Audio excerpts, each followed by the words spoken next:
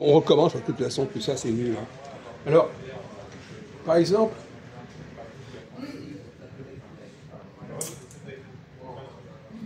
quand il y a eu l'indépendance de l'Algérie, il y a eu des accords. À quoi a consenti l'Algérie? Quand on a des accords, on consent à des choses. On dit je suis d'accord pour ceci, je ne suis pas d'accord pour cela. Alors quel est le consentement que l'Algérie avait donné et qu'elle n'a pas respecté? Parce que le consentement, ça se respecte ou ça ne se respecte pas. Il n'y avait pas les mêmes droits entre les indigènes et les Français. Excusez-moi, on parle des accords d'Évian.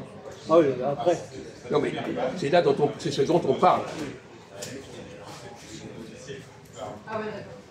Alors qu'est-ce qui avait été négocié quand on a obtenu l'indépendance de l'Algérie?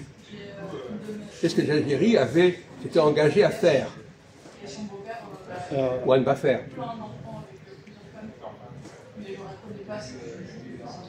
Quel était le deal? Pourquoi on avait des accords? Des échanges. Ça s'appelle des accords d'Évian. Non, je vous parle parce que c'est un sujet que vous devez connaître, a priori. Enfin, peut-être que vous avez oublié ce problème-là. Bon, alors on va vous aider. Vous n'avez rien à dire à ce sujet. Ce n'est pas le sujet. Vous n'êtes pas préparé. Donc vous ne savez pas. Ouais. Donc il connaît que les choses qu'il a préparées. Bon, alors,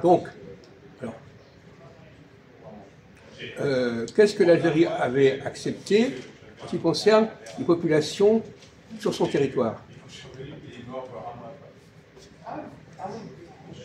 Population étrangère.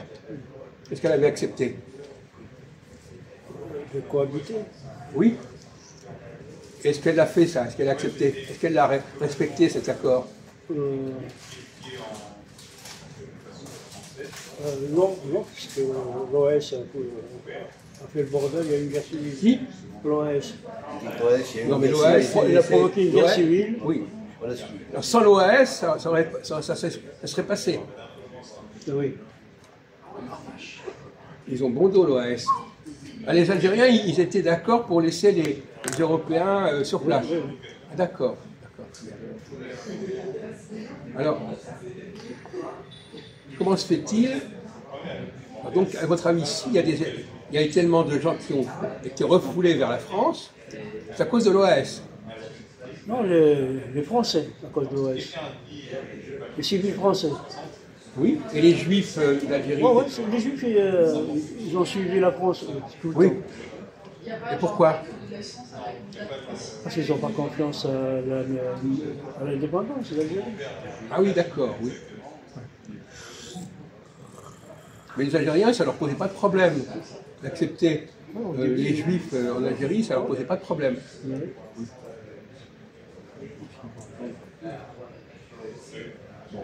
Donc, bon, très bien.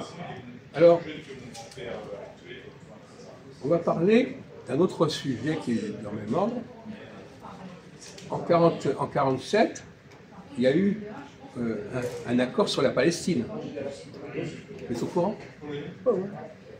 C'est quoi cet accord? C'était les Anglais qui... Oui, alors, non, pas les Anglais si on veut. Enfin, alors, c'est quoi l'accord? C'est quoi l'accord? Le consentement, c'est quoi? Partager la Palestine. Oui, voilà, c'est ça. Donc,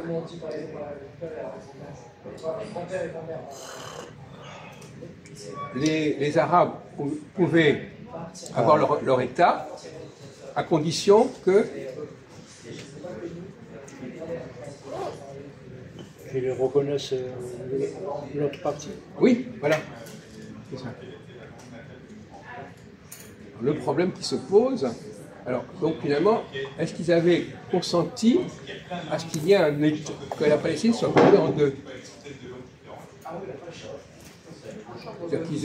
Eux, ils avaient leur partie et ils acceptaient qu'il y ait une autre partie pour les Juifs.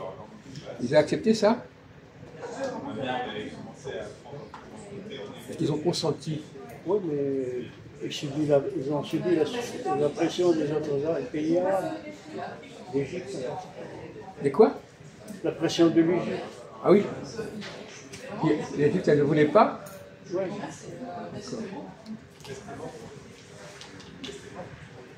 C'est-à-dire que l'Égypte ne voulait pas qu'il y ait un consentement avec la Palestine et l'Israël. Non. Je n'ai pas compris. Je ne comprends pas ton français là. Non, enfin, je réponds parce qu'Ahmed il fait comprendre qu'il a pas, enfin, que l'Égypte avait donné son avis, qu'il n'était pas d'accord que la Palestine et qu'il y aurait un consentement avec l'Israël, c'est ça? La Palestine, c'est le travail à dire. La Palestine, c'est. La Palestine. Cisjordanie. Cisjordanie. Donc, c'est très précis tout ça.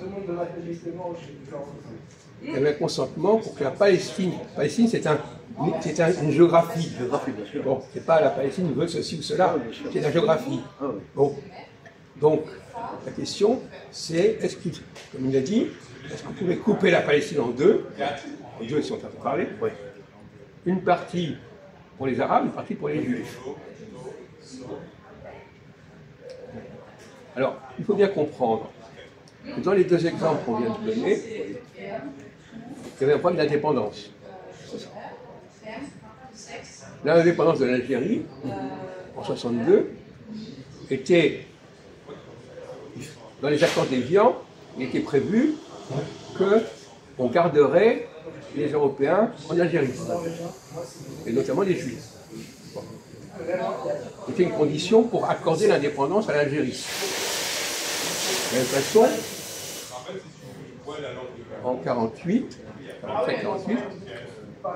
on disait, voilà, on peut vous créer votre État pour les Arabes, mais il faut accepter l'État pour les Juifs.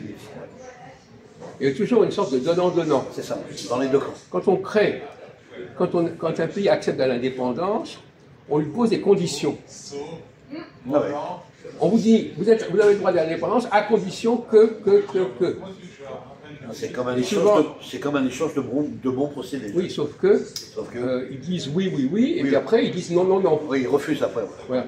Ils disent oui, verbalement. à Mandé ça les arrange, et puis dès qu'ils ont obtenu l'indépendance, ils ne veulent pas les contreparties. Ils ne respectent pas les contreparties. Ils veulent leur autonomie, quoi. Non, ils ne veulent pas respecter les droits qu'ils avaient accepté d'accorder aux étrangers. Alors, en 1919, qu'est-ce qui s'est passé en 1919, 1917, 1918, qu'est-ce qui s'est passé dans le monde arabe? Qu'est-ce qui s'est passé? Le monde arabe, avant 1918, il était dominé par qui? Les Anglais? Non, par qui? Non, avant 1918. Par les Turcs? Oui, par les Turcs. Oui, par les Turcs. Les Anglais ont libéré le monde arabe de la domination turque. Sur les conditions de la Turquie. Donc, les Arabes étaient reconnaissants envers les Anglais de les avoir libérés de la domination turque. Il faut resituer les choses correctement. Bien sûr. Et d'ailleurs, ils avaient déclaré effectivement. C'est l'Empire ottoman, ça, là. Quoi? Ah, c'est ça. L'Empire ottoman. Les Turcs, oui, c'est l'Empire ottoman. Ouais. Sauf que l'Empire ottoman, il a été vaincu. Et les Anglais ont demandé aux Arabes d'accorder aux Juifs un foyer, un État. Bien sûr. Déjà à ce moment-là. Quand il dit oui, donc chaque fois qu'il y a une indépendance, on a déjà 3 exemples. L'indépendance, quand les Anglais ont vaincu les Turcs en 1917-18, l'indépendance de l'Algérie et l'indépendance de la Palestine. En 1919, c'était 1940. En 1919, c'était l'indépendance. Par rapport, les Arabes étaient contents d'être libérés des Turcs. En 1948, les Arabes étaient libérés des Anglais, si on peut dire. On leur accordait un État, mais il y avait une partie de cet État qui était pour les Juifs. En 62, les Arabes, on leur accordait l'indépendance, mais normalement, ils devaient garder les Juifs. C'est ça, sur condition.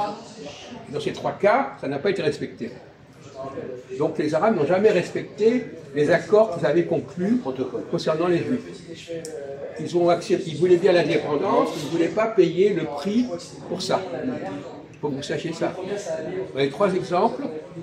Ils disaient oui, oui, on est d'accord, oui, oui, on veut bien, donnez-nous notre indépendance et nous on fera le nécessaire pour que ça se passe bien pour les étrangers, les Juifs, etc. Et en fin de compte, ils n'ont jamais respecté leurs paroles. Cela dit, quelle est l'excuse? Ils n'ont pas tenu leurs promesses. Quelle est l'excuse que les Arabes peuvent avoir à ce sujet? C'est facile. Ils ont quoi comme excuse? Ce que je viens de dire, c'est vrai que... Non, qu'est-ce qu'ils ont eu comme excuse? Ah, parce que le Proche-Orient n'a pas été respecté. Hein? Solidarité avec les Arabes du Proche-Orient.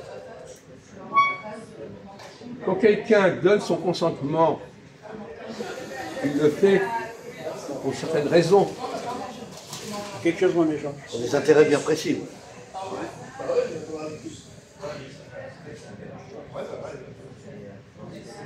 Qu'est-ce qui fait qu'on donne son consentement, à votre avis? Vous autres, pas de meilleure philosophie. Qu'est-ce qui fait que quelqu'un va donner son consentement et qu'après il va regretter qu'il a donné son consentement?